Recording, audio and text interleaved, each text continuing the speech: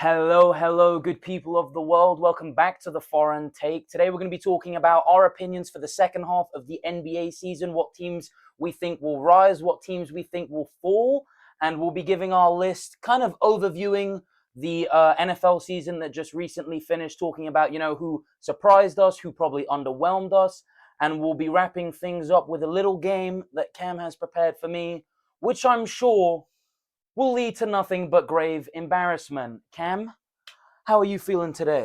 Feeling pretty good. I'm excited for the game at the end. I want to see you in the spotlight, not knowing too much as a casual NFL fan. Yeah, I feel like a lot of the discourse so far has been pretty lenient towards me. We've had a lot of stuff that probably made me look pretty good, so it'll be cool to, see the shoe on the other foot. It'd be nice. It'd be nice. So we'll see how you do when we get there. But first, you have a segment with the NBA. Yeah, we will start off with the NBA segment, and we're going to start off by talking about what teams we think will kind of rise in the second half of the season. I guess I'll get things underway. How many teams do you have? I think it was five a pop, Oh, you have five a pop? or it might have been three or Yeah, five. I think it was three. I have three on each. Uh, yeah, I do. I have three. I You lied have three. completely. Okay, It is only so three. I guess, all right, well, I'll start things off. I think the first team that I gave an honorable mention to that I didn't mention was the Charlotte Hornets, who I think you spoke about. So do you want to kind of give a little reasoning about why you put the Charlotte Hornets as one of your big risers? I mean, I think it all boils down to they have better pieces than they've had in the past, Yeah, especially with Knuppel now. yeah. I think he's a seriously impactful rookie, along with LaMelo Ball. So yeah, I think the two of them and just the other members on the team. Yeah, you I got think they're Miles just Bridges, yeah. Brandon Miller, a lot of So this is certified where kind your of knowledge players. really comes to light. Like those names are just right over my head. I can't remember those guys, but fair enough. I think that team is just a solid unit that it needs a bit more work, but they have the potential to be great. Well, yeah, and I definitely think it's a team that have kind of finally, hopefully, found their footing. Now, obviously, the Charlotte Hornets, previously the Bobcats, Yeah, arguably the worst franchise in the NBA. If we're basing things consistently, it'd probably be them or the Kings. But even the Kings have had kind of these like like glimpses. peaks, like Yeah, in the early 2000s, they were very good. A couple of years ago, the Light the Beam kind of Kings team was very fun. The Hornets, at best, have really been, like a fringe playoff team, a play-in team. But I think what you're starting to see now for the Hornets is really kind of they're really kind of starting to be, like you said, a unit. They're very cohesive, and yeah, I do credit Concanapple for kind of bringing almost like a winning mentality to a team which probably didn't have it before. I mean, LaMelo Ball, for as talented and spectacular that he can as he can be I sometimes. think he's still. I think he has the second amount of threes made in the league so far, and he's only a rookie. Yeah, well, Concanapple, yeah. Yeah, Well, I mean, there's been a lot of talk about his 3-point shot. Obviously, he made the final yeah. of the 3-point contest, but I think honestly, his biggest addition is like what you said, pushing this kind of winning mentality to a team which really haven't had any kind of like winning identity No, in not their at all. franchise history. I mean, you look like even LaMelo Ball, right? Such a talented player, but the one criticism with him is that, well, he's not going to result in wins, is he? Like, yes, he'll have these moves that you're like, wow, how did he do that? He'll spin around, shoot a three, and you'll be like, how did he do that? But that won't necessarily result in wins. He's a good star player, and I think he can get some jobs done, but there's still so much left that he can't do. He can't carry a team by himself, and that's obviously been apparent in his time on the Hornets and not winning anything significant or at all. But to his credit, I do think you've noticed a shift. There was a point where they benched him, and ever since then, he has been playing smarter, a bit less reckless on the court, at least. He's Obviously, the matured car on the crash, court but to an extent, but yeah, yeah, he's back on the road. So anybody who lives in Charlotte area, please watch out. yeah, and this is a team also that have kind of really gained momentum towards and past now the All Star break. They went 9-1 right before the All Star break, Yes. and they're still continuing really winning ways. So I think that's a pretty good take. I definitely could see them in that kind of play-in conversation, especially in an Eastern Conference that might not be as strong. Now I'll talk about my first team, and this might actually shock you. But I have the New Orleans Pelicans as a team that I think will rise in the second half of the season. Let me explain. It sounds stupid because they are one of the worst teams in the NBA, but if you look at this team on paper and when they're healthy, this team is a lot better than what their record probably gives off. I mean, you look at a starting five of kind of, you've got DeJounte Murray, who I think his return will be crucial in the second half of the Pelican season, because he'll really help with that kind of cohesiveness and kind of running the team, which they haven't really had this year. Obviously, they've had Jeremiah Fears, who's a rookie, but like, you don't have that kind of awareness until you're an older, more experienced kind of player like DeJounte Murray, who's just a smart player. You know, I think he'll add a lot. But you forget they have so much star power. I mean, we still have they still have Zion, they still have Trey Murphy, Herb Jones. Like, they have a lot of really good players. Derek Queen, rookie, very fun player. He's kind of like a baby Jokic. I just don't think New Orleans is the team that's gonna amount to much. Well, I think we look 20 years down the line. I think the Pelicans are gonna be what the Hornets are now. no, well, I'm not saying that. I'm saying this year they'll rise, because, and this is really the main reason, other than the fact that Zion has been healthy. This is actually the longest stretch of Zion's career where he's been healthy. I think he's I was played. just saying, essentially, I just disagree with this take, but obviously, Well, this is the first time Zion in his career has played 27 games in a row. that's true. Ever. So this is the healthiest he's been. Yes, he might not be as effective as he was earlier in his career, but he's still an effective player. He's playing more off ball. I think the Pelicans are probably going to get rid of him eventually. But the main reason that I haven't spoken about why I think the Pelicans will rise is merely because they have to. They don't own their first round pick this year, because they traded it obviously to get Derek Queen in last year's draft. And because of that, they have no reason to tank. So you're going to see all these teams continue to tank in the West. You see like teams like the Jazz, who, suddenly have Lauri Markkanen suddenly got injured in training. Triple J is suddenly out for the season. I wonder why. The Mavs will tank. Like, the Grizzlies will tank. Like, all these teams will tank, but the Pelicans don't have that option, because they tank and then their pick goes to the Hawks. Yeah. So they literally just have to try their best. So I think even if they're not very good, it will be other teams being worse than them purposely losing that will help them rise up. But is their best going to be enough? For what? To even get into the playoffs? No, not necessarily. But right now they're the 14th seed. I think they could make the play-in. I think that's where they're at. Maybe they're a 10th seed.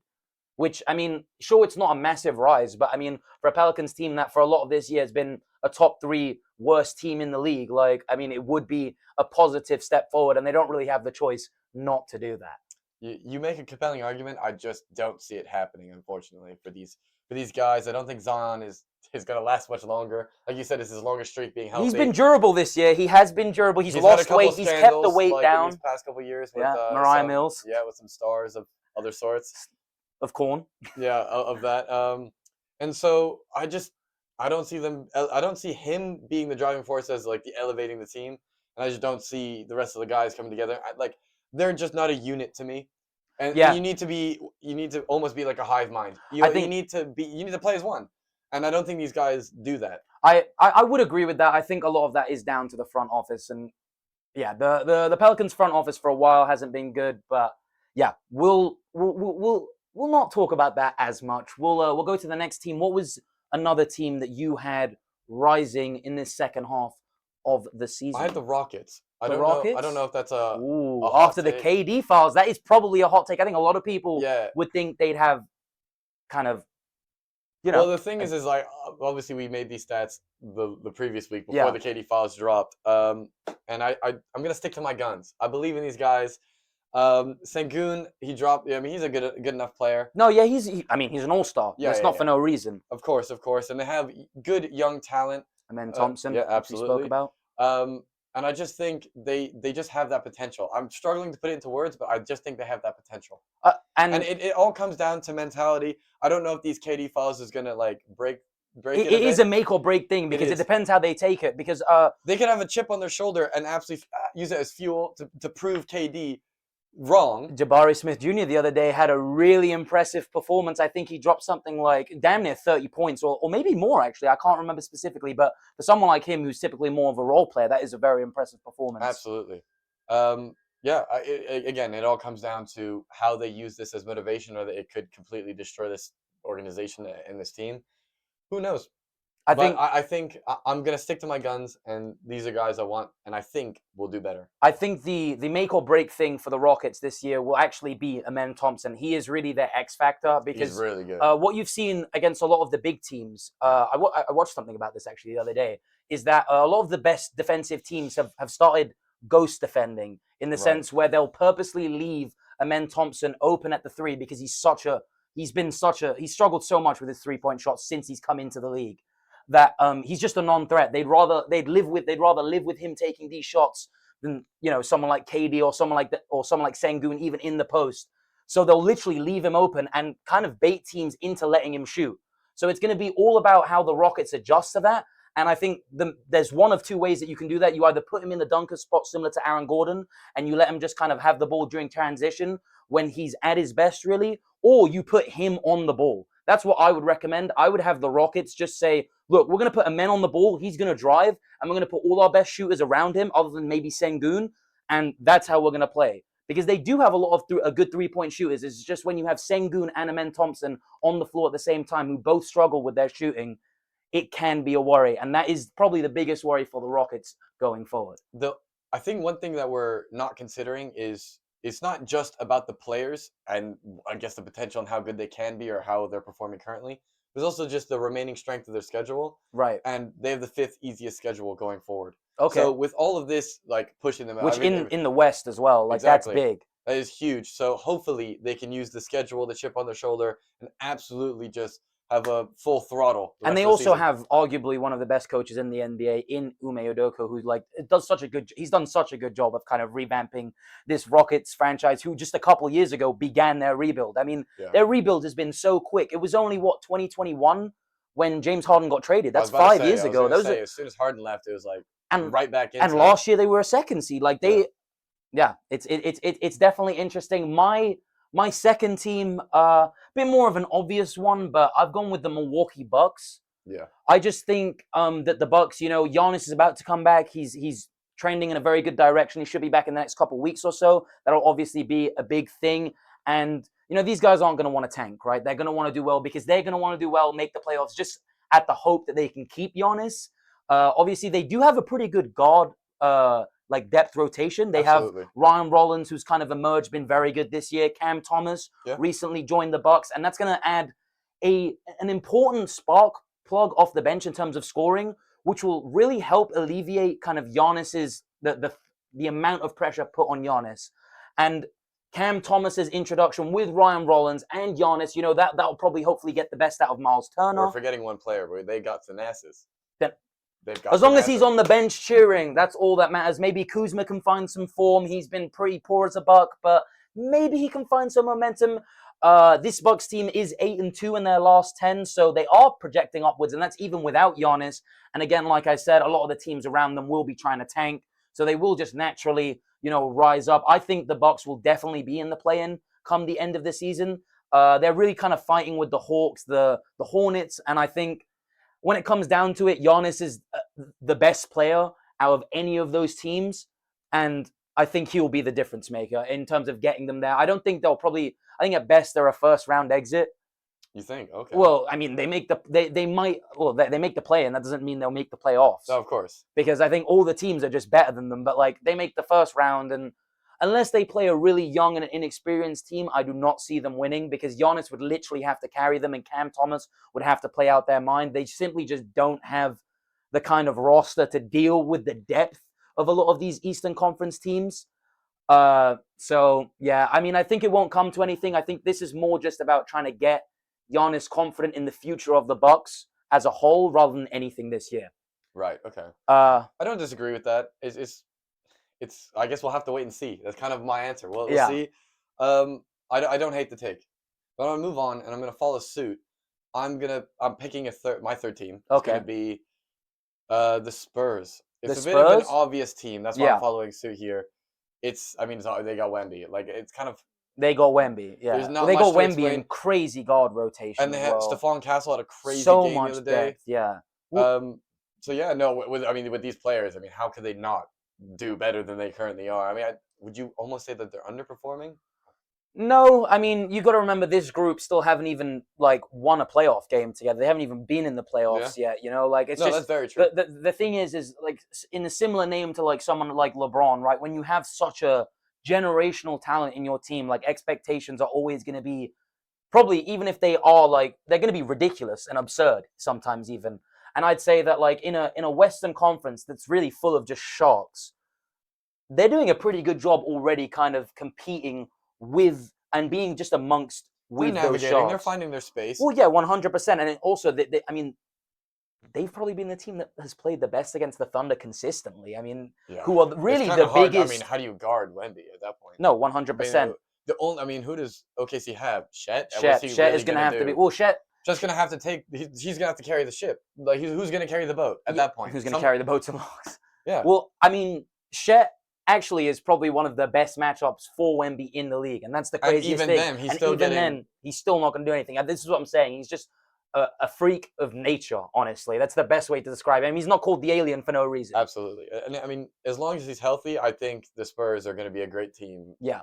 For many years to come. That'll be the big question if he Yeah. can stay healthy. And that's the worry. I mean, like with legs, that's like thin and skinny. I mean, Yeah. like the guy is huge, so I can't expect him to put on so much muscle and mass immediately. I mean, he's already an insanely like he has an insane transformation already, Yeah. and he's still so much to go. Yeah. So if he can do that, I think he'll be like probably the best player of all time. Yeah. I don't think that's a bad take. Yeah, I do agree. I don't know if they'll necessarily rise in the second half of the season, just because like it's so close between those. Well, minus OKC, those like that fourth to kind of fifth, sixth seed. Oh, sorry, second to kind of fifth, sixth seed I think they can area. make it past the first round.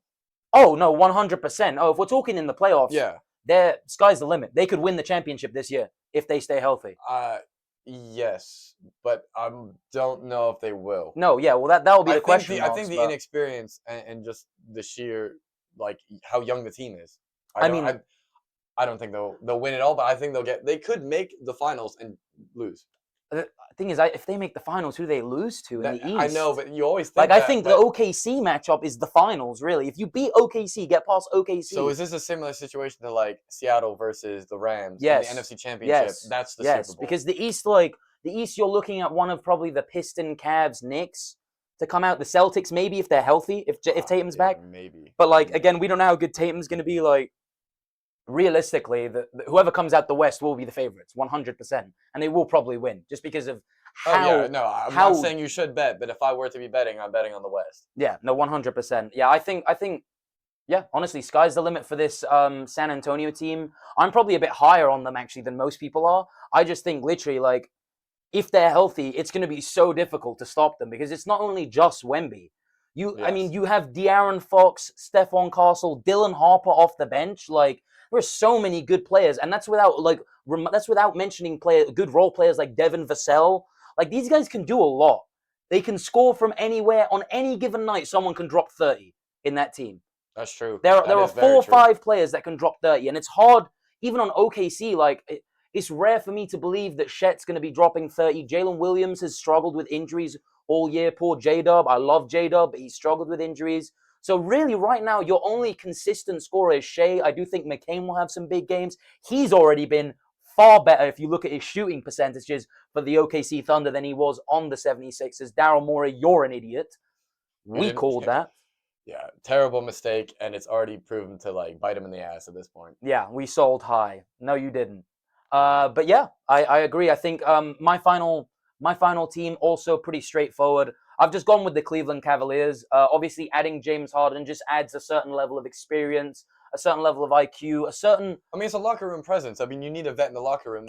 They may not be the best in performance-wise, but just having that presence can change a team. It's not even that, but they've just desperately needed someone who can run the show. I mean, Donovan Mitchell, for as good as he is in terms of scoring, is just not a point guard. He's a shooting guard, and that's fine, right? But like, James Harden's presence doesn't only just bring out the best in Donovan Mitchell, it brings out the best in players like Evan Mobley and Jared Allen, who need someone to do that if they're going to be effective, because those guys can't really create their shot. Evan Mobley can a little bit, but again, he struggles once you get further and further out from the paint, he struggles more and more to create his own shot.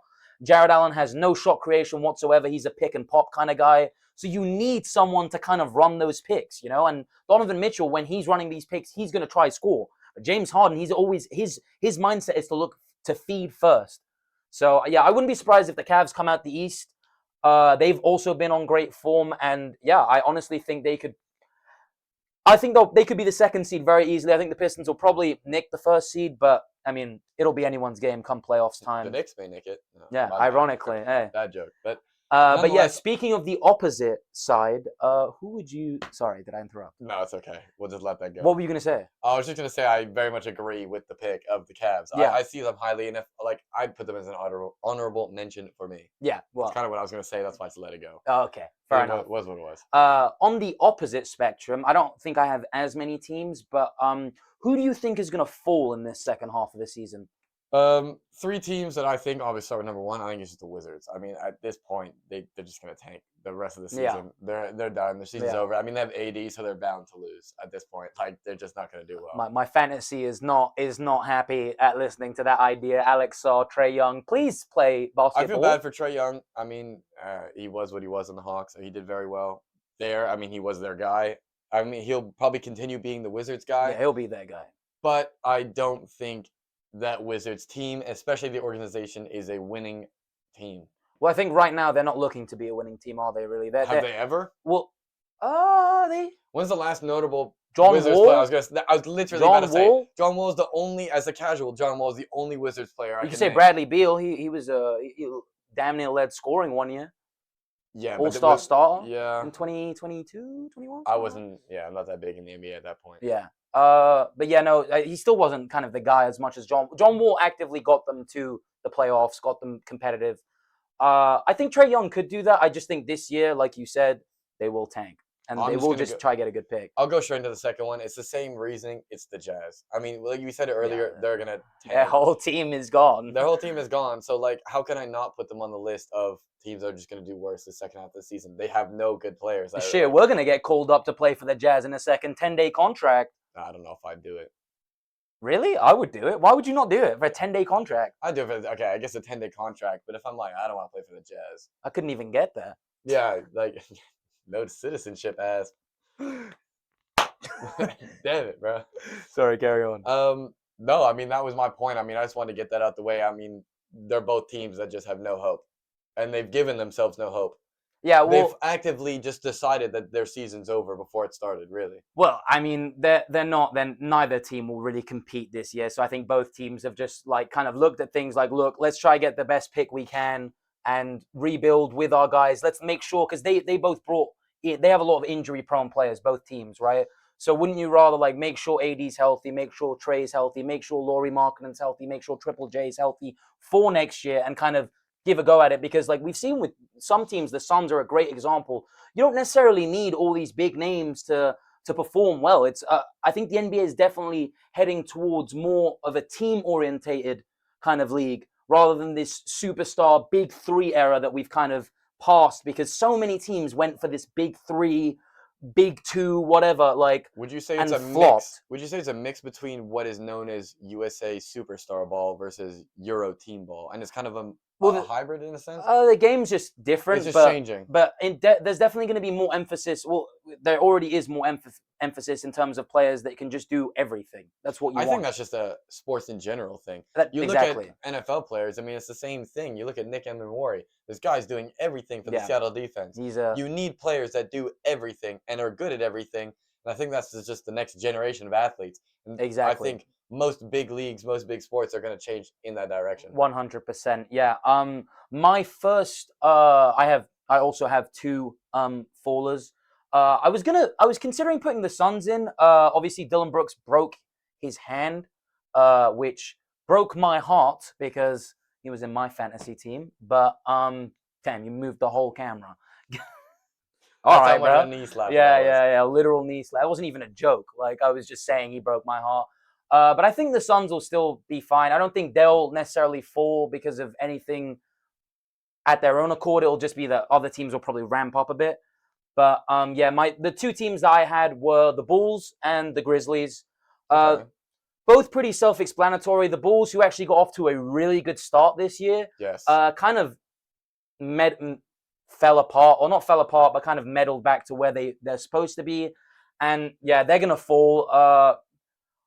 This is about time that this Bulls team is finally gonna blow things up. They finally got rid of that kind of Levine, Vucevic, Lonzo, DeMar DeRozan, like core, which had that span in 2021 where they were very good, but past that were nothing more than mediocre and disappointing. Yeah, They're especially, I mean, Lonzo's on the team, so you can't really expect too greatly of this team. all right, bro. Don't hate on the goat. Don't hate on my guy. But Worst of the three brothers, bro. one of them's rapping, bro. What Yeah, are you talking exactly. about? And he's better at rapping than Lonzo is at basketball. No. Yeah, you have to think about it. Yeah, he's Yeah, platinum come on. rapper. I might swerve and I gonna whoa, whoa. What has Lonzo done in the league? What do you mean, Get injured, bro? Get injured. All right, let's No. move on because you don't want to accept it. No. Let's move on. No, he was youngest guy to get a triple double for a bit. It's not him anymore. Yeah, who gives a shit? Yeah, he's been. Nah, I can't defend it. But yeah, the Bulls front office is terrible. They've been terrible. I don't know. I just think this team's super guard dominant right now, and yeah, they've got another injury concern. They just got rid of Lonzo last year. Now they have Jaden Ivey, who apparently is not the same player that he was since his injury, which is really sad. I was a big fan of him, but yeah, I expect the Bulls to kind of continue to fall. And in a similar vein, the Grizzlies just traded away Triple J, Desmond Bane in the offseason. Their whole core really of that like young Memphis team that really kind of, I don't know, shocked the league almost. Like they really kind of, they were a fun team. They're a real fun team, but yeah, that doesn't really exist anymore. I think they're also in a similar mindset of just tanking. And yeah, pretty self-explanatory, really. Both teams are just ready to start a new generation, and the result of starting a new generation is you need to tank beforehand. So I think in the same vein, my third team kind of applies to this, but not at the same time. I just Okay. think they're at the stage of they just need to have more experience as a team together, and that's why I've chosen the Blazers. They have a couple young stars, young guys that are pretty good, and they just need to find their form to get better. But I just don't think that they're gonna continue at that rate. I mean, again, it's experience. They might. I think they'll just stagnate. Maybe less if so, they're gonna do worse. I think they've hit their peak for now, that's and then in a couple seasons they're gonna get better, and then I think that's a team to look out for in a few seasons. I think next year they'll definitely be kind of a team, one to watch, because I mean they'll have Damian Lillard and Drew Holiday, both older, but I mean very good, kind of vet guys, Yeah. Alongside a pretty good core in someone like Shaden Sharp, who's a walking highlight. I'm gonna personally call him Skywalker because I don't know. I think that's a cool name for him. If you honestly watch his like highlight reel, it's insane. This guy he has the highest vert of any NBA player ever. Really? Yeah, How high was it? it's something ridiculous. I don't know what it is, but if you watch him, he like literally zooms into the air. Wow. Like he's a Skywalker. Like it's fun. He has a crazy dunk highlight reel. But they also have Avdia. They still got Scoot, who has been all right since coming back. He still needs to find his footing. I am still a bit worried about Scoot. They might trade him in the offseason, but they definitely have a good core. And I actually think that they're probably a team that could be performing better. I don't know. Like that's what I mean. It's a weird level of they could be better, but they're not, and they have. I think they will, though. No, they have the. I just don't think it will be this season. I don't know. I think they might be a team that could like surprise a few people, just because if they can really get their things in order, they have a much better roster than people actually give them credit for. Like, and there's a lot of depth in that roster too, both in terms of guard depth, front court depth. Like, there's a lot of people like on that squad. I mean, if you can keep Donovan Clingan healthy as well. Like, I mean, Yang Hansen, he's not going to really be anything this year, but I kind of see where you're at. I think they just might click a little bit this year and maybe kind of rise, but they could fall too. I definitely think no matter what, the future is pretty bright in Portland. Absolutely. But yeah, I mean, I don't really have a third team. My third team was going to be the Suns, but again, I think that's really obvious. We kind of discussed it, and then like I said with the Bulls and Grizzlies, I mean, they're just kind of full of young guys and role players at this point, so naturally they're just going to kind of drop. So yeah, I mean, kind of a short topic this week. We didn't have that much basketball stuff this week. We wanted to do a bit more football stuff, seeing as last week's episode was so basketball dominant. Cam, I guess I'll pass the reins over to you. What do you have planned? Okay. Guess the NFL player based on their career path, what teams they played for, and who they may be currently on. I have a couple of legends just to see what Nick knows about Not much is what we're gonna find the out. We're gonna NFL. find out I'm a fraud. I feel Who like knows? I'm not gonna lie. I'm gonna have to ask like positions We'll probably. we'll get hints. So this is the first player. Can you tell me the year that they got like drafted and stuff? Because that'll help me kind of. I'll give you a bit more of like position wise because this is a guy who was very influential on the sport. We'll say. He did something spectacular, and Odell. this is Odell. Damn, you should. Okay, wait. Yeah, I should have. I only knew because fun fact, before I even watched football, my friend was a big Browns fan. And obviously Baker Mayfield was on the Browns as well. That's my guy. The go. Yeah. Currently, he's a free agent. He was released quite a while ago. But he played a few games, and then yeah, he's there still. I was always a really big. I really liked Odell. Like I know a lot of people hated on him because they thought he was just kind of like a one-catch wonder, which I do understand, and probably he was overhyped. But I don't know. If you watch his actual catching ability, it's insane. Like, sure, he wasn't the most consistent receiver, but like, I think he's kind of disrespected a little bit in See, the long I'm not run. too high on him. I think he had his one good moment. He had the Odell catch, and everybody that says I want to Odell the ball. So he's very influential in that sense. I don't think he did much else afterwards. But you forget, like, even at the end of his career when he's on the Rams, like, obviously his career's not over yet, but on the Rams, like, he was pretty important to their I Super mean, Bowl. he's pretty old now. He's a free agent. And I think his career is on the ropes. I don't. No, Like, yeah, I think not I to- wouldn't I be mean, surprised if he retired, or this is his like final run. He might go This back m- to the Giants for like a year. Yeah, exactly. He may go back to just be like, okay, I want to retire as a Giant. I'd like to see that. I'd like to see Odell back, bro. With Jackson Dart, that'd be fun because Jackson Dart will throw missiles to him. Hopefully, Malik Neighbors is back. I mean, I don't know when he's His projected injury to be was back. pretty But his bad. No, injury is pretty bad. that sucked to see too. I'm such a big Malik Neighbors guy. I was really hyped to see him come into the league, but it's unfortunate. He was great in his Yeah, rookie he year was- he too. was really So good. impressive. Yeah. So congrats on the first player. Let me. Maybe I do have ball knowledge after all. We'll see. We'll see. Maybe don't give me as many hints, I guess. Okay, so the Commanders. Commanders, then the Vikings, and the Falcons. This person. I got it. Okay, I before you got start, it. I just want to say this first. I got it. They're said to be released. I got They it. will I be already knew who released it come the was. first I already knew who it was. It's Kirk Cousins. It is Kirk. I Cousins. got ball knowledge. I got fucking ball knowledge, All bro. right, it is Kirk Cousins. I remember because bro. he was Kirko you know Chainz. why I know that? You know why I knew that? Because of the Commanders. Because he was RG3's backup, wasn't he? Yes. And then he eventually like Took over. yeah, boom. Okay. Another high player in the league. He hasn't been performing too well recently. Russell Wilson. That is Russell Wilson. Wow, I didn't even get Russell Wilson. I'm cold. I'm cold.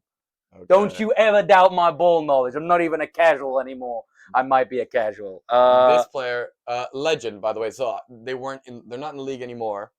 Played for this San is where we're gonna get a bit ropey for me. Because, Raiders, like, Seattle. Not many people know him outside of San Fran. In the sense of everybody knows who he is, but they don't really care for him after he played for San Fran. Especially when did he play? Like, oh, he retired in 08 or 06. I think it was 06. I'm fucked. It's arguably one of the best players. Randy in his position. Moss? No. Is that Randy a guy? Moss. Is that even a good? Yeah, Randy Moss is I a know guy. who Randy Moss. Well, that's embarrassing. Yeah, and nor did he play for Seattle. I was just guessing based on San Fran. I was hoping he played for San Fran. Arguably the best at his position ever. No, damn Um, it. You see, now I've been exposed, right? You got to give me like, look, I only started watching the sport recently, a couple years ago. You know, this is a legend you should know. 2000. I only really know like quarterbacks and like history. I don't really know. Is he? I assume he's a receiver or a running back. Receiver. I'll give you that. No, I know it's gonna like be so obvious. Does he have like a nickname? Nothing that you would know. No.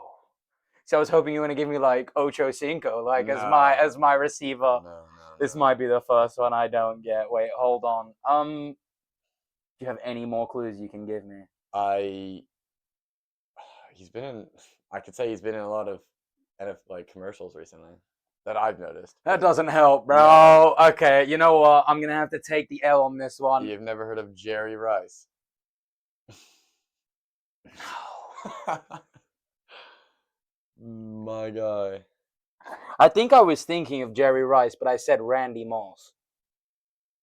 Because, like, I don't know. We'll see. Embarrassing. Next guy. Very highly renowned player at his position. Okay, I know who this is. You know who it is off the bat. So this is one I just gave you a current This guy is just to that's see. easy. Derrick Henry, Okay. 100%. I mean, I only know that because he was literally like he's the only Titans player who's ever done anything of value. That's not necessarily true, but come on, bro. You're gonna give me. I just You're want gonna to give me your guy and like not get me to guess him. Are we serious? I didn't know how. Well, I wonder who this is. The Jets to the Panthers to San Fran to the Vikings to Seattle. I'm gonna go with Sammy Touchdowns, Sam Donald. Ginger Jesus himself. Ginger That is true. Jesus, It the is one Sam and Darnold. only. Damn! A lot of teams. Known for being on a lot of teams. By the way, yeah, so that's when it was the St. Louis Rams and that was the Redskins. But he's been on quite a few teams. His largest stint was on the Bills for 4 years. Thanks. Is he a current player? No. Currently retired. He's on the broadcast team sometimes. So he's around. He's involved with the league still. I think he retired It's in definitely 22. this is definitely some kind of like backup quarterback kind of vibe. Like it's a Marcus Mariota kind of esque player. Okay. Am I on the right? I just want. Am I hot or cold? I want to hear a guess first, like a proper guess. You said he's on the broadcast. Well, he's on. I don't remember exactly which one he's on, but he's still involved. There was a quarterback that was on our broadcast when we watched the Super Bowl on Sky Sports. Is it Ryan Fitzpatrick? It is Ryan Fitzpatrick. Oh, no way! No way! Let's go. It is. Let's go! Fitz Magic is what they call him. Magic. Let's go. All right. Damn, I knew it was like a Marcus. I was like, I had Marcus Mariota in my head, and I was Yeah. like, isn't he still playing? He's a backup to Jaden Daniels. Yeah. I was like, he's still playing. So I'm like, there's another guy who's been on the team. Been in the league for some time. Not in the league anymore. I think he had a scandal at one point about hitting women, but we're gonna move past that. And Deshaun. No, there's no Browns on there. Sorry. no. Very good at his position. So Vikings to Saints to Cardinals to the Redskins at the time, the Lions, the Titans, and right now he's on the Seattle. No, he's not in the league anymore. When did he retire? Like roughly? I'm gonna say within the last like 5-6 years. Yeah, you see, what you're gonna realize is I know what I'm talking about. I feel like in the current NFL situation, but history-wise, I'm just like he was definitely washed. I'd say towards the end of his career at Seattle, like he didn't do too much. Where's he known for? Like what team was he most like? Vikings, Cardinals were probably his biggest ones. I would say.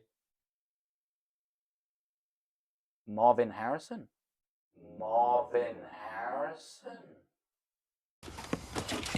Marvin Harrison.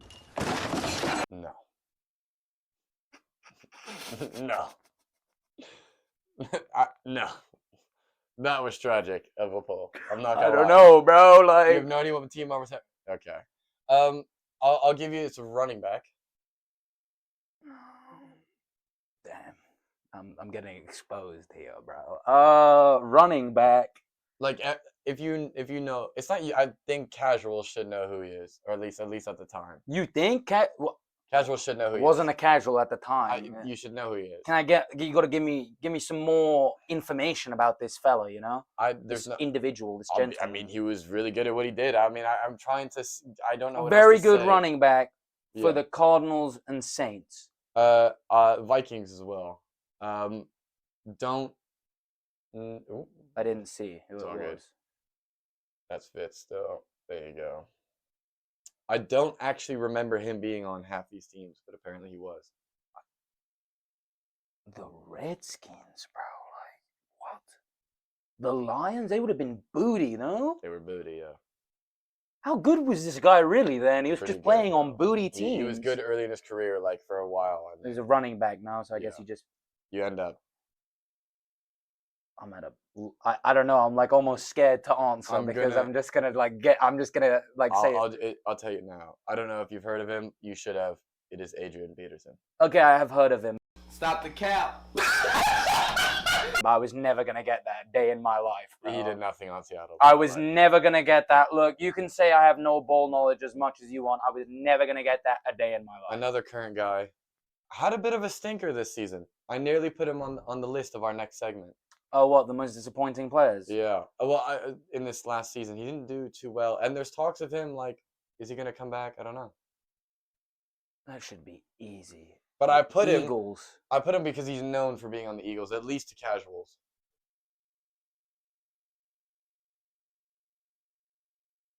It's got to be one of their receivers. Smith? No. No? Not no. I've had a mind, like, I've had a brain fart. Like, I forgot. I think he's 6'3". He's a receiver, no? Yep. I know who it is, bro. He was 6'4", really maybe? disappointing this year. I've forgotten their receivers, bro. I don't know why I want to say. They have Devontae Smith. No, I'm Yeah, but it's not him. It's AJ Brown. No, It is no. AJ Brown. AJ Brown, bro. I didn't want to get the name wrong. It is AJ Brown. I didn't want to get the name wrong. I was like, is it AJ Brown? I was like, It is indeed. I AJ did not Brown. know he came from the Titans. Exactly. Not many people knew, so I threw it in. What did he get traded for? Do you know? I don't remember, bro. When did that happen? We'll put it up. I feel like he was always. I thought he was like a homegrown talent. Okay, I remember who this is now. Sorry. Of course I do. Is this so? Falcons to San Fran to Dallas to Redskins. He's an old player as well. Yeah, not in the league anymore. Fuck. Played for quite a few teams. I don't.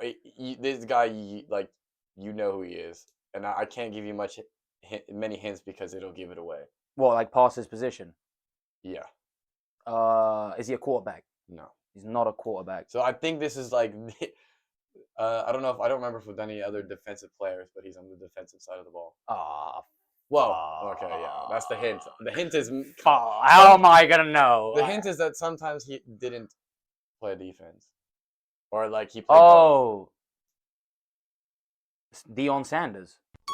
Yeah. That's like I kind of have Yeah, to give it to you. yeah. Deion Sanders. Yeah. But I don't think you would have guessed based off the teams. No, I mean you would have said that like I guess he made. Well, if you had said like where he made, no, I was never gonna end up. I'm lying. Yeah, Was never gonna get to Deion Sanders. I was like I just wouldn't have thought. I of could him. give you so many hints. I mean, his son's in the league. He's still involved. He's coaching Yeah, at yeah. Buffalo. You should've- not Buffalo. The Colorado. You should have said his son was. I say Buffalo. You should have said his son was in the league because that would have made me think more. Because there's only two players that have ever done that. No, Deion Sanders and Travis Hunter. Yeah. And Travis Hunter is his like prodigy, bro. Yeah, that's true. He literally Not coached his him. own son. Not his own son. That's so funny. Shador, the Pro Bowler. So that was the game. You did much better than expected. I low-key thought your ball knowledge was a bit worse than that. I think what we found out was that like I have decent current ball knowledge, but like let's It's just just legends. You know what? as soon you as know we what to do? talk about historical No, stuff, what- maybe I'm. I would Cool. love to do this game again, but I'm gonna give you just legends. I would get them all wrong. If it's not okay, I think if you gave me a quarterback, I could do it. But like quarterbacks are probably the only players I know historically like very well, or at least I don't know anything very well in the NFL, but like somewhat well. Like I think I could do it. Receivers and like I just genuinely don't know. Like I'm like past like YouTube videos, I didn't watch the sport. Like you know what I mean? Like what can you do? We can watch more games. That's all you can do. Yeah, I'm gonna have to watch the classic games. You know, learn some ball knowledge. It is what it is. But yeah, no. Again, surprised me. Couple of those curveballs like AJ Brown. Again, not many people know he played for. Well, I say casuals don't really know he played for the Titans.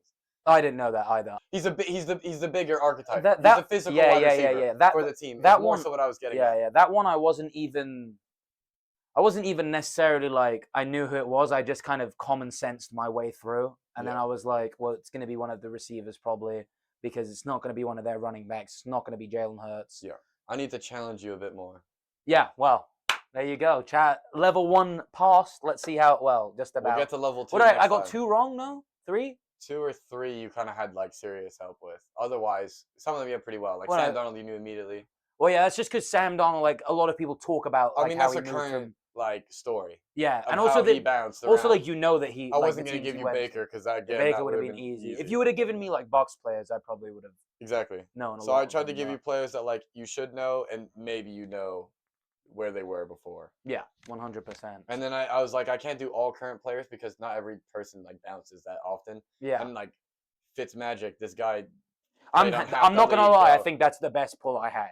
I'm, Getting that Ryan was the most surprising. Fitzpatrick, like that was like I low key put that in just to stump you like that. yeah. And I you was. got that shit. Fair enough. I'm not gonna lie. Had we not watched the Super Bowl together, I would not have gotten that. Okay, so the broadcast comment help you. Yes, the Okay. broadcast comment was the. Otherwise, I had no chance. Okay. I was because I was just thinking of like quarterbacks to do it, and I was like, oh, it has to be a backup. Who do I know that's a backup that does broadcasting? Ryan Fitzpatrick was the first person that came to my mind.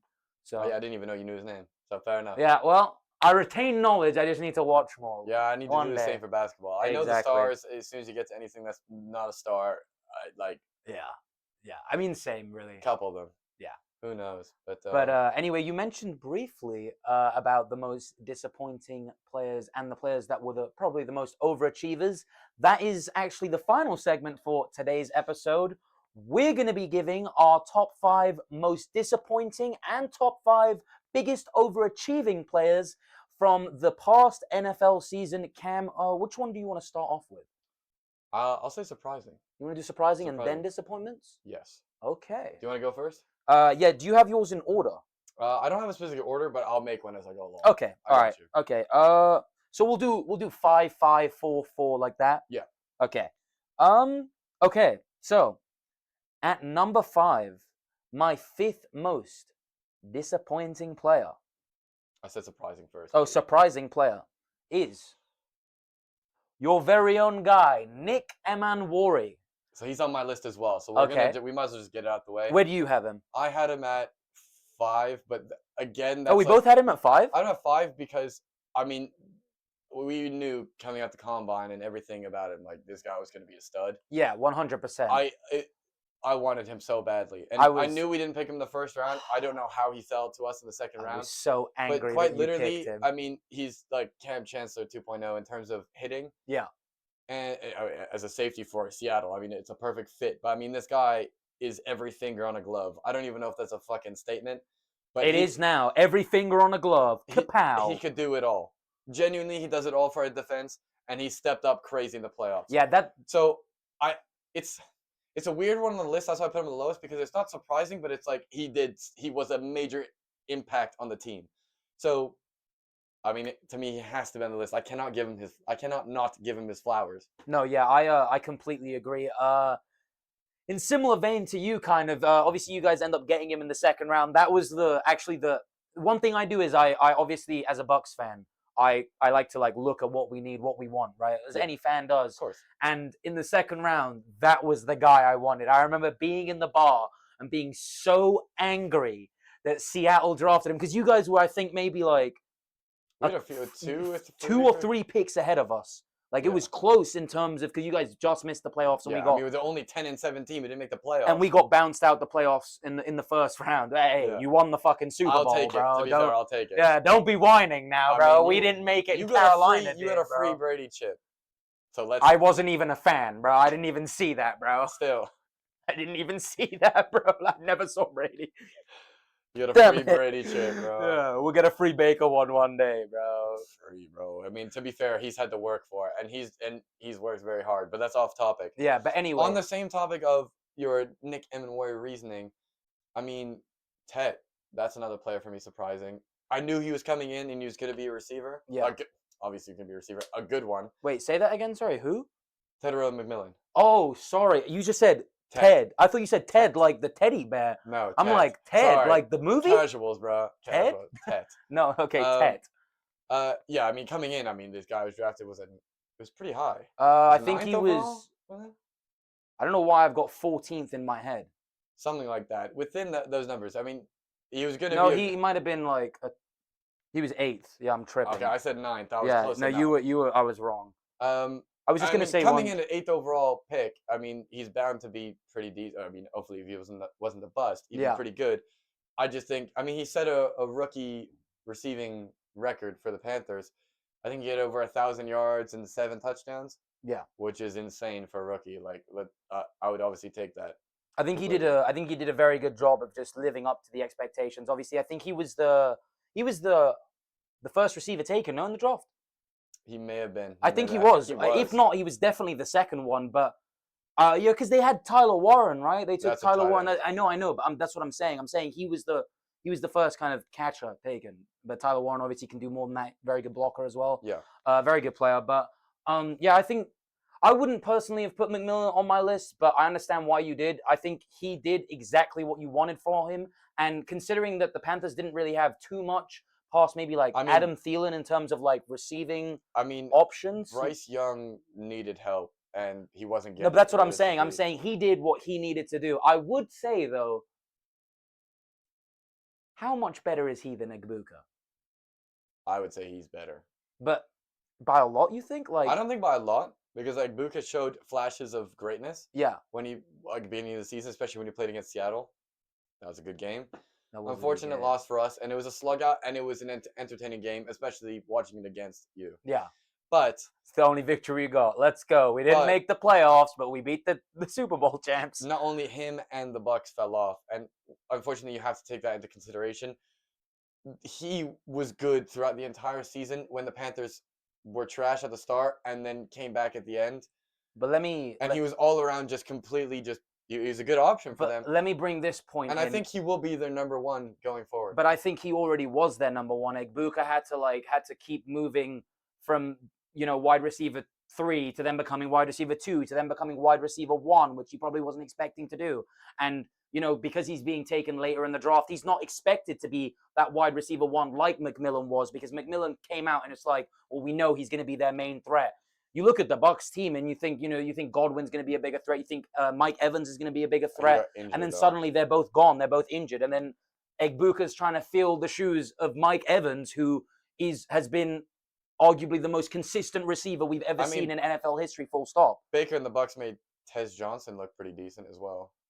Yeah, but he had a couple- Tez Johnson more just caught like some long balls more than anything. And that's what he needed to do. And Yeah, he did well, exactly but that's that. his role. But he's an undersized wide receiver, so speed is his only but attribute. I'm saying, but Egbuka can do like more route runs. He can catch shorter absolutely. passes. He's more versatile in that regard. But He's the Ohio State University alum. yeah, And so there's a debate between Ohio State versus LSU. Which one is wide receiver university? I'd So, say Ohio State. I would low-key. personally argue that. I mean, there's arguments for the other side. In terms of just consistent, like pushing out good wide receivers, I it's mean, Ohio State. LSU like hits really good ones. I feel like on a they've consistent had some basis. pretty good ones. You can think of Justin Jefferson. No, but I'm saying like think of that. they make great Jamar receivers. Chase, But, Odell Beckham, Brian Thomas Jr. yeah, All LSU wide receivers. yeah, but I'd say that. I would say that the quality of the LSU quarterbacks might be better. But You in think terms Ohio of, State, you have Olave, you have Garrett Wilson, you have JSN, who's now number one. I think Ohio State like push out Like more Luka. people, but like maybe LSU. I don't think it's. They go tit for tat. I mean, they go band for band. Maybe I don't know. They've had some. I mean, both of them, and that's why there is the debate, because I don't think there is a true answer. I would, if I had to, say Ohio State, but that's also personal bias because JSN's on the. Do you think that impacts like how teams genuinely view things? Like they're more likely to pick someone from LSU or Ohio State if they're trying to get a receiver just because they know that 100%. consistently in the past that they've been good? Obviously, they have to show their worth and they have to actually play well. I mean, it's not like you automatically go to one of these unis and then you're just the GOAT. No, but I'm saying if you're picking between someone at Ohio State and someone at, let's say, UT, right? Like Texas, right? Yeah, no, I got you.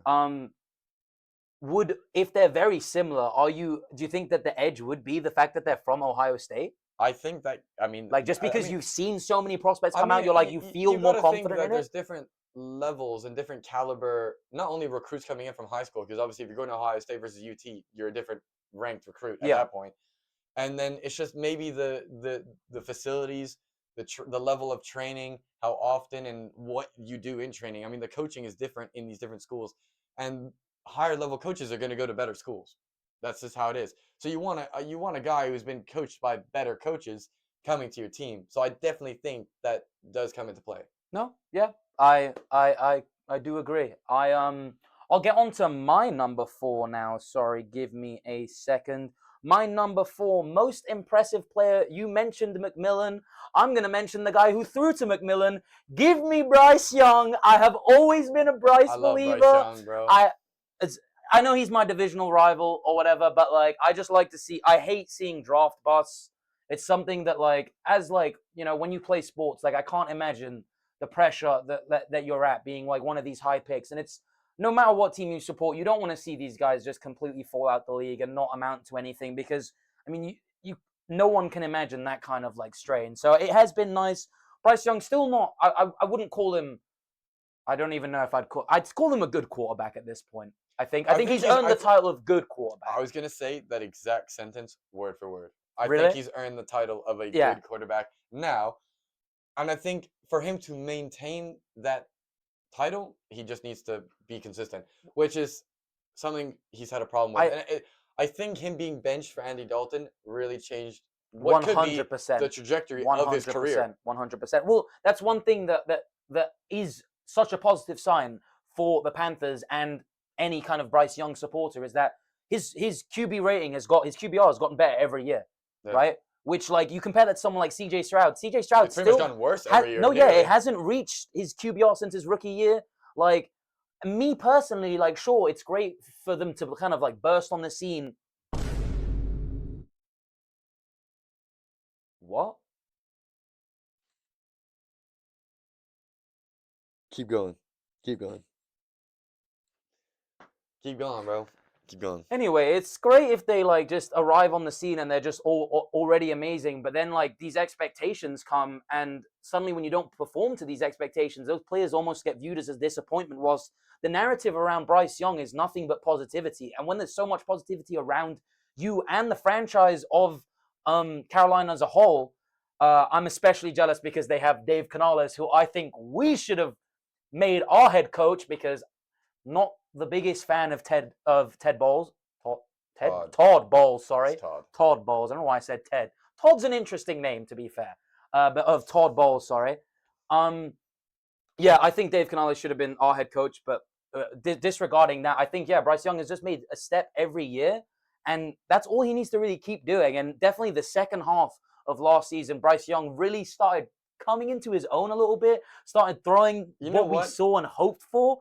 And now we've had this conversation briefly, but I just want to put it in the pod. Are Bryce Young and CJ Stroud on the same level? I think, I mean, the last 2 seasons alone, especially this past season, yes. Like, who would you rather have right now? CJ. Who would you pick right now if you have a franchise? I'm picking Bryce. You're picking Bryce? Look, and that's on current, I guess, progress and current, like, performance. If we're talking about like build and what a quarterback obviously CJ Stroud. CJ's taller. I mean, that's an attribute you just need in a quarterback. I mean, Bryce like struggles to see over the O-line.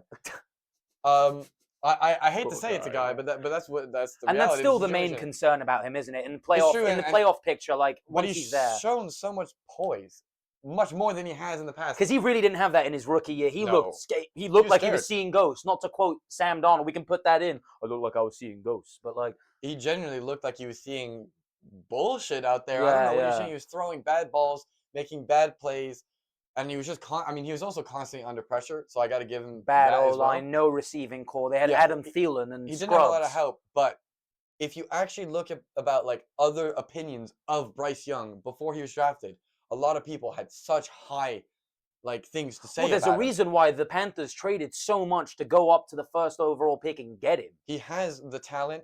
He can be an elite level quarterback. He just needs to be in the right system. He just needs to be in the right system, and I still believe in him, and I'm not giving up on him until it's going to have to take a lot more.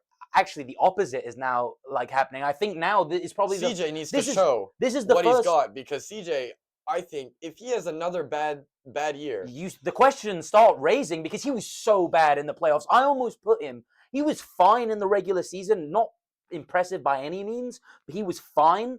But his playoff performance was so bad that I have him here as an honorable mention for the most disappointing players because it's just like, what's happened? Like, I don't understand how, like, the Texans have gotten better, it feels like. I mean, maybe he doesn't It have. feels like the whole team has gotten better, but him. I Although, guess he doesn't have the receiving core he did have in his rookie. A lot of No. bad injuries. No, to Yeah. the receiving core. Was it Nico Absolutely. Collins that Yes. got like Yeah. really badly? That was awful. yeah, that's unfortunate because he specifically wanted Nico on the team. But they were playing safer this year too. Like he wasn't throwing the ball as much. I think this is the least amount of yards he's had.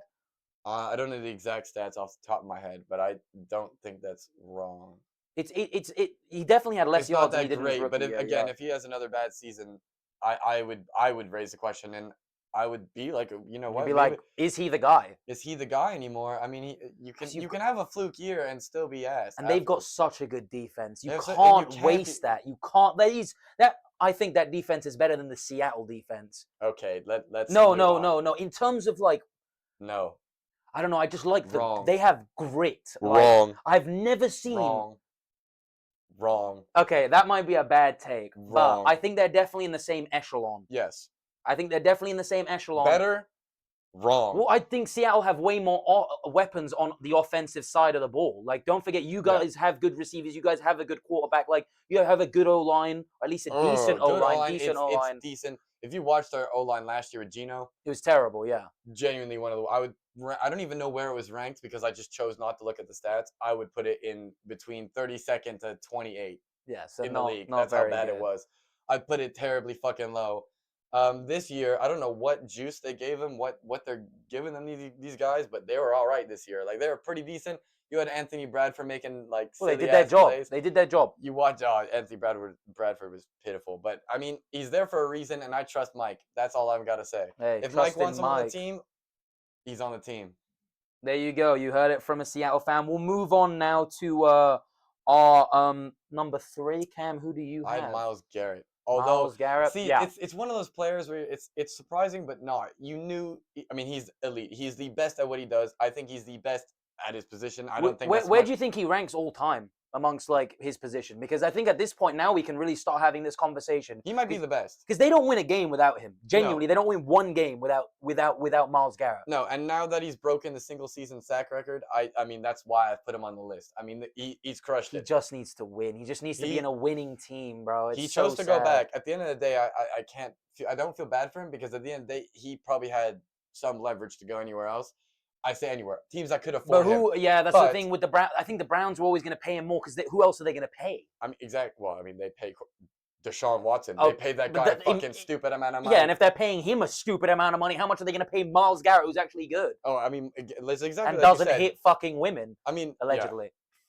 Yeah. Well. I mean, it's also massaging and all that. So. Yeah. But at the end of the day, Myles Garrett, absolute stud at what he does. He's the best, elite level guy. Best defensive player in the league.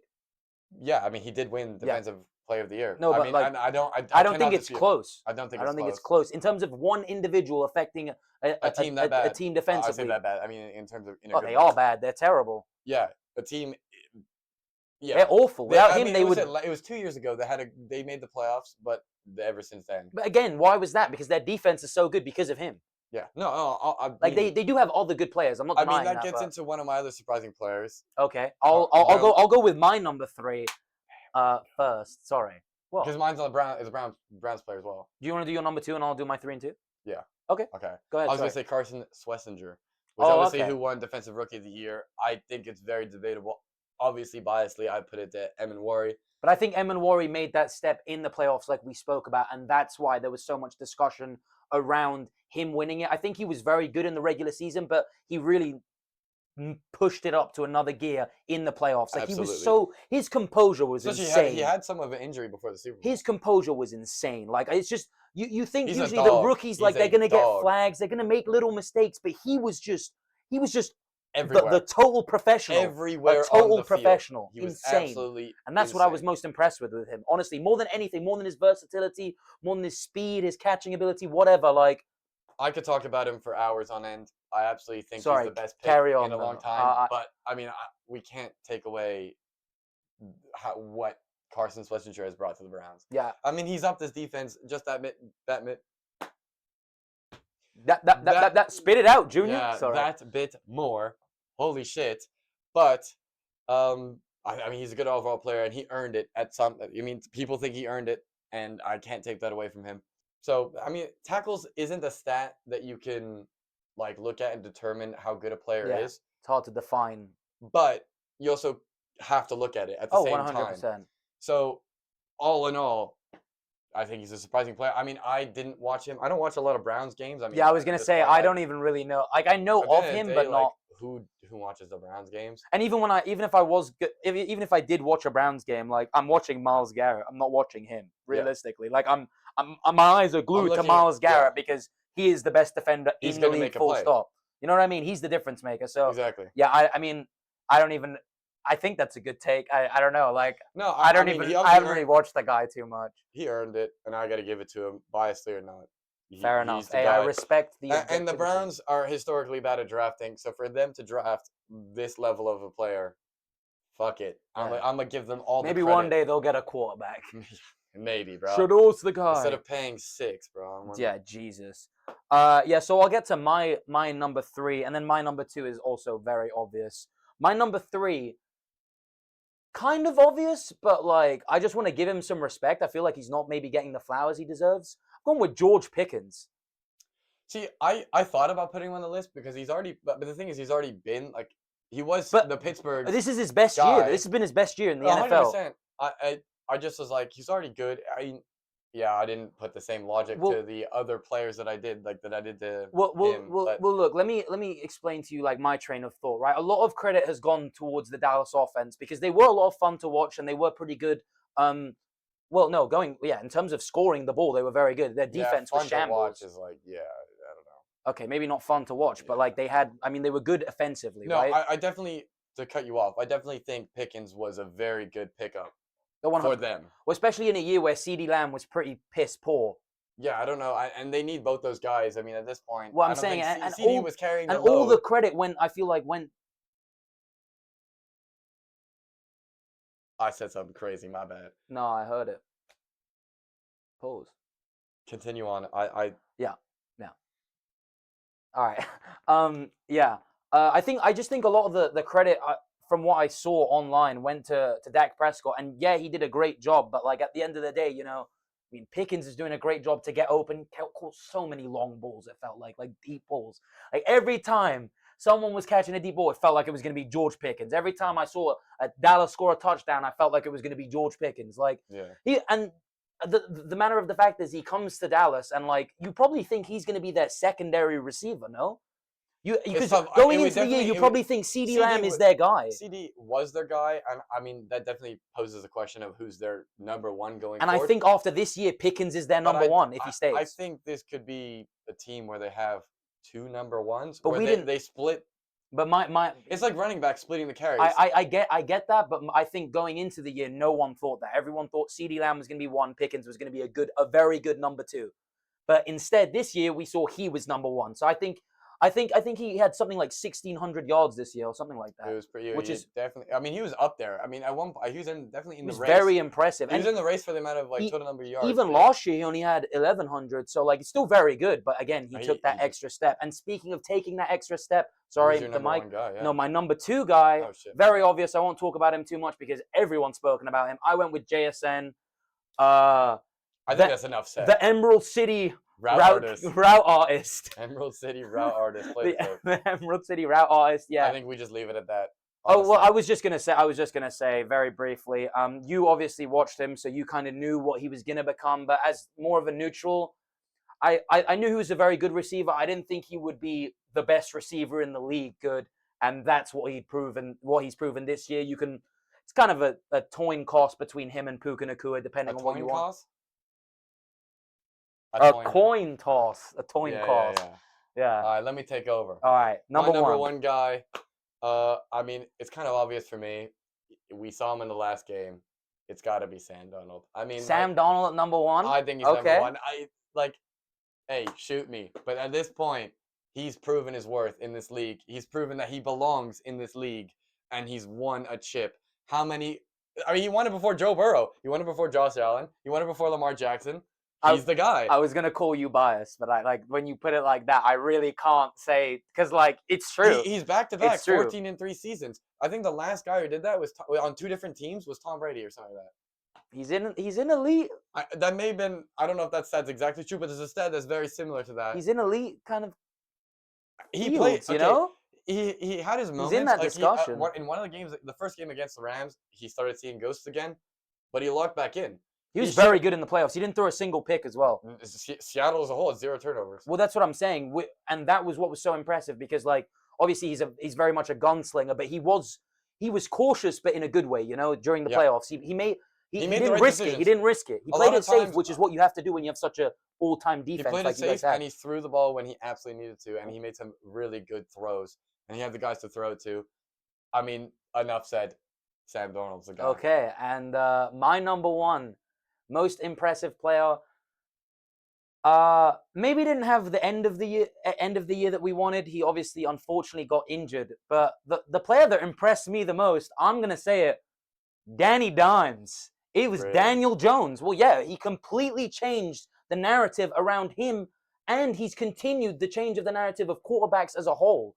You look at this guy, like this is again similar vein to Sam Darnold, but at least we'd seen Sam Darnold already prove it on the Vikings. Daniel Jones, we thought he was a backup. We thought they were going to play Big Tony, Anthony Richardson, but then we see Daniel Jones is starting and no one gave him a sniff. No one gave him anything. And up until the point he got injured, the Colts were one of the better teams in the NFL, and he had been remarkably impressive. Not I think turnover. The Colts are the best team in the league for a few weeks at the very minimum. But he was in the MVP conversation. Do you know how crazy that is to say? That Daniel Jones in 2026, University. Daniel Jones in 2025, was in the MVP conversation. He's changed the narrative around him, and now you look at it and you're like, well, he's their guy. Yeah. He comes back and he starts for the Colts. Entirely depends on how this injury heals. 100%, but I'm saying it's a tough injury to come back, and a lot of people are coming back from this injury, but not everyone does. But talk about a player who, like Sam Darnold, like Baker Mayfield, they're on their last legs. I want him to do it. They just did it. They turned up. I'm conflicted because I love Anthony Richardson. I like his athleticism. I just love the fact that he just throws deep bombs. Like, it's so fun. He's a really good arm. He just needs to get it together. And I hope that he has a career resurgence. He's very volatile as a player. Unfortunately, it probably will have to be with a different team. Yeah. And I think Daniel Jones, if he comes back, I think he's that guy. Healthy, he should be their guy. It feels like a fit too. I don't know why. Daniel Jones just looks right in a Colts jersey. He does. You know what I mean? He looks right. You just need an older white dude in the Colts. Bro. Yeah. It's just. I don't know what it is. Yeah.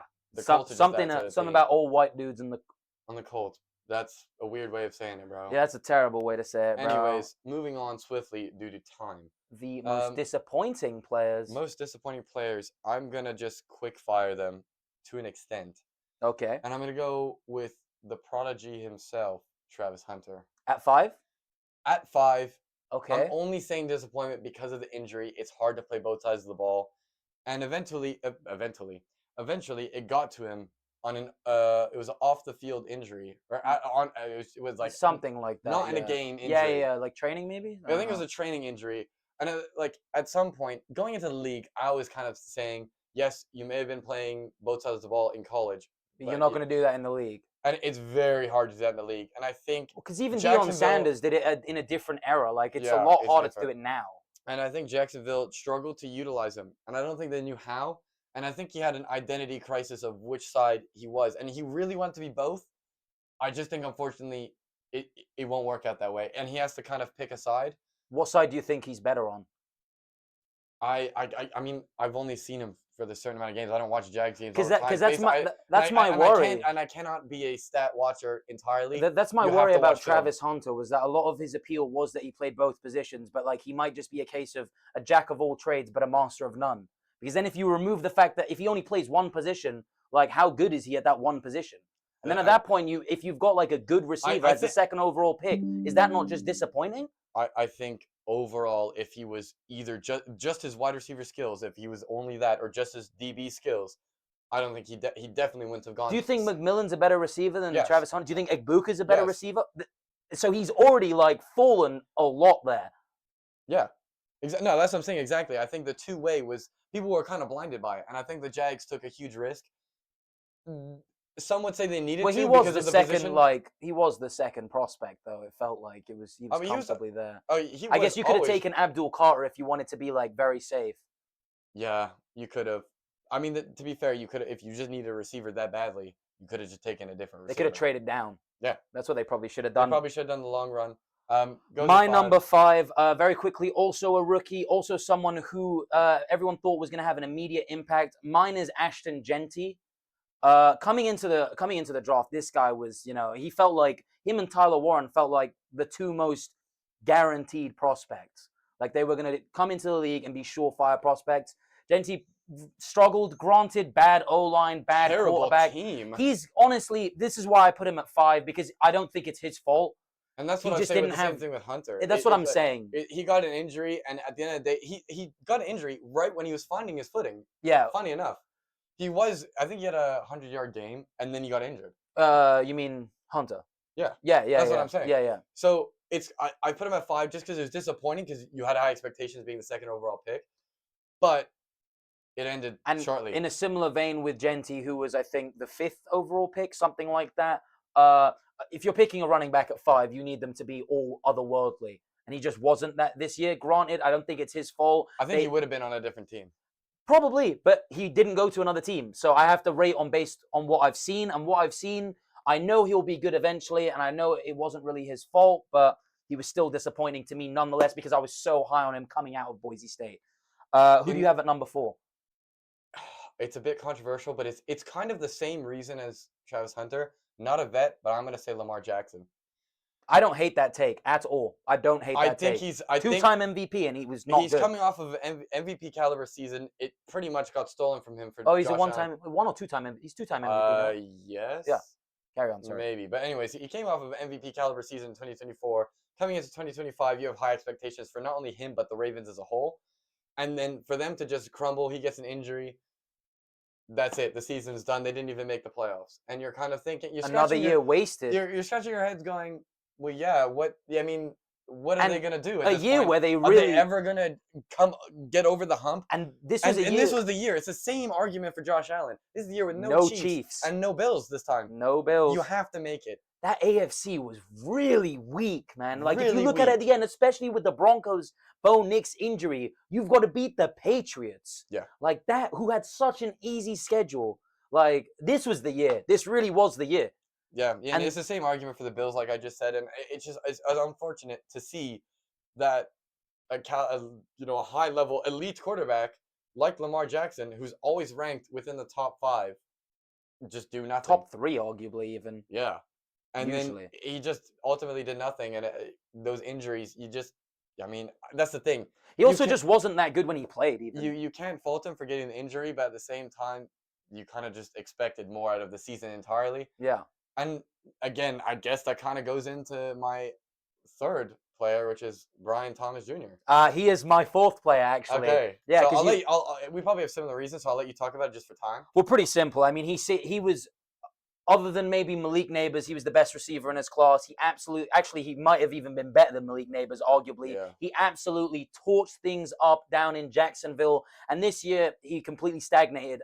He also struggled with injuries. But, yeah, it's baffling to me that, again, I'm not very high on Trevor Lawrence, but you have 2 very good receivers, Brian Thomas Jr. and Travis Hunter, and both of them struggle. Is that a receiver issue or is that a quarterback issue? I don't know. So that's the thing. I was very close to putting Trevor Lawrence on here, but I don't think it's a quarterback issue. I just think there's got to be. I mean, there's something else to it. Well, I think Brian Thomas just got injured, and that was unfortunate. And he had a really good rookie season. I don't think it's because he fell off. Yeah. Again, just bad luck, probably. To an extent, but I mean, to the same degree, he did underperform. Yeah, no, 100% he did underperform. But again, these players nearer the bottom, they were injured. I can't be as harsh on them. I'll get a bit more harsh when I go into my number 3. This number 3, again, he struggled with injuries. But honestly, the reason why I picked him is because I completely forgot he was playing. Who? Alvin Kamara. Oh, I mean, the Saints were entirely trash. No, but I forgot he played. Yeah, I genuinely forgot about him. And 2 years ago, he was like a prominent running back in the league in my head. Yeah. And I've just forgotten him. I think he struggled with injuries, obviously, but he only ended up having like 470 yards for the year. He's not on my list, but you could argue what did Saquon do this year? 100%. I don't think I don't think that's a bad Not take. on my list. I would put him as an almost honorable mention. I just put Or Alvin. dishonorable. I just guess put to say. Alvin Kamara because genuinely I had no idea. Like I literally forgot about him, and I was like, wow, it can't be more disappointing than me literally forgetting you played. Yeah. After being like such a a high impact player in previous years. But yeah, we'll get on to My our number top two. Jerry Jeudy, Browns wide receiver. I don't really know too much See, about him, bro. Who is he that? comes off of a Pro Bowl nod in 2024 and then just fell off the face of the earth. I mean, you could argue that's quarterback play. Judge Judy. Oh, Jerry Jeudy. No, I know. Jerry Jeudy. Yeah, I mean, he only ended with like nearly 400 yards Wait, off is of he a their near main Pro Bowl receiver? season. Yeah, Damn, like he fell off. I don't watch the Browns. I literally don't know who that is. But he came off of Yeah, a good yeah, season fair last enough. year. Yeah, fair enough. And I just don't know who that is. I guess if the casual doesn't know who that is, you must have fallen off. Yeah, it was look at my stat: 395 yards in 11 games. That is terrible. You can argue that's quarterback play, maybe. I mean, yeah, but to I a degree. will say they had 3 quarterbacks across the year. But as the number one guy, 400 yards is pitiful. It's Carl Pitiful, but so That's a good one, actually. there you go. Every once in a while, they're funny. Anyway, my number 2, again, someone who struggled with injuries, another receiver. But this is honestly someone that has just disappointed me ever since they've come into the league. We spoke about Malik Neighbors. We spoke about Brian Thomas Jr., but people forget that the best receiver in that draft, or at least what everyone thought was the best receiver in that draft, I said his dad earlier, and I got that wrong, but this won't be wrong. Marvin Harrison Jr. has been incredibly disappointing. As someone who was so big on him coming into that 2024 draft, he has been so underwhelming. And it's not just injuries, but if you actually look at his catch rate, he has a 1% less catch rate than a lot of the elite receivers. And if you're drafting a receiver as the 4th overall pick, right? The best receiver in your class, you expect them to be elite, and he hasn't. And it's not just been that he's been injury prone. He looks lost out there. He looks lost out there at times. Cardinal fans have actively been saying he's not a number 1 guy. And if you've given the 4th overall pick for a receiver, you ultimately need to have a number 1 guy. And it's not like Brian Thomas or Travis Hunter. Travis Hunter is his first year. Brian Thomas last year had a very good year. It's been 2 years now where Marvin Harrison hasn't found his footing. He just hasn't been good enough. I don't disagree at all, almost. You can almost say, is Kyler Murray also at fault here? But Marvin Harrison Jr. is supposed to, like what you said, he's their main receiver, no? No, of course. He's supposed to be, I mean, yes, I agree. He was supposed to be an all-worldly talent. Especially after his dad. You mean, you gotta, So much. you have such high expectations for him, and he was so good in college. Think about how good Malik Neighbors is, and Marvin Harrison was considered better than that. Yeah. Like, that's such a fall-off. So, but yeah. Speaking of fucking fall-offs, let me get this set up just so I get this correctly, bro. My number 1, Sexy Dexy, Dexter Lawrence. No. Unfortunately, I don't know how to do the dance properly, bro. Something like that. He plummeted from 9 sacks in 2024 to 0.5 sacks last year. From being one of the best at his position. No, I'd say arguably the best. Yeah.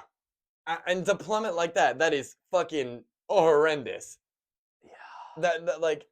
Yeah, I have nothing else to say. That one stat alone, I was like, yeah, he's done. He's up there. Was he injured? I don't remember. I think he got injured, no? Did he? I'm pretty sure he did get injured. But even then, you got to think of a guy of this caliber to not get 1 sack. Nah, he had a lingering left elbow injury from 2024. From the Pro Bowl, yeah. So he just played through it and was just played through it. But again, 9 to surprised 0.5. why they didn't just let him sit out. The Giants weren't really. I don't know, bro. I don't know. Yeah, that is astounding because he's always been such a consistent kind of anchor for that team. It's kind of crazy that he was so bad. I can't believe that. No one's really spoken about that, I feel like. Yeah, crazy. Anyway, we'll go to my number 1 most disappointing player. My biggest surprise was a quarterback. So rightfully so, my biggest disappointment has to also be a quarterback. Who do you think I'm going to say? I don't know. Are you going to say one of the Browns quarterbacks? No, it's a former hero of yours. Oh, are you gonna say Gino? No, I'm gonna say Russell Russell Wilson. I Russell hold on. No, Wilson. let me pause. Why did I just say Gino for a hero of mine? I thought That's you were. embarrassing. That is terrible. Yeah. Sorry, Gino. You are no hero of Seattle. That was just an instinct. Sorry, Gino, you're not a hero of Seattle. Why are you apologizing for him? You're insulting him, bro. Yeah, well, I'm just telling you, bro. You're not a hero of ours. Hey, Cut it out, buddy. your cup. Yeah, going from a team that went 10-2 with you to then when you leave, they go to the Super Bowl because you fucking suck, and then you go to the team and they get the #1 overall pick. You might suck, buddy. But yeah, You speaking know, of, well, they wrote to you, but this time you got it right back. Unfortunately, you got it right back. still in the mail. Yeah, Russell Wilson. I mean, you look at a guy who's been very good throughout his career. People could, well, he's been I pretty think good. ever since he left Seattle, he was ass. Yeah, but this year he was especially ass. Like, you look at his stats Yeah, I this mean, year. he got benched for Dart. Jamias Winston stats this year, bro. Like, Jameis Winston stats, bro. It's crazy. Yeah, he did legitimately 3 picks, 3 three picks, 3 touchdowns. Jameis Winston was on the same team too. No, I'm genuinely seriously. This guy Russell Wilson might be the first player in history to play himself out of the Hall of Fame. I wouldn't say he's the first, but he's definitely one of very few. Right now, this year has been so bad for his reputation and overall legacy that there's literal questions being asked about if he's a Hall of Famer, and I don't know. I genuinely don't know because he was so bad on the Giants. I don't disagree. Like, if you look at his QB rating, even though he's not been good in the last couple years, right? This year he was just especially bad, and it was absolutely. I mean, it was kind of sad to see. I guess Seattle fans were happy. This is the ultimate year to be a Seattle Seahawks fan. But anyway, that's about all we've got. I'll leave things to Cam to say the outro. Yeah, thanks for watching. Hopefully our opinions, you either disagree with them or you share them. Tell us in the comments below. Remember to like, comment, subscribe. And deuces. Thanks for watching. Peace.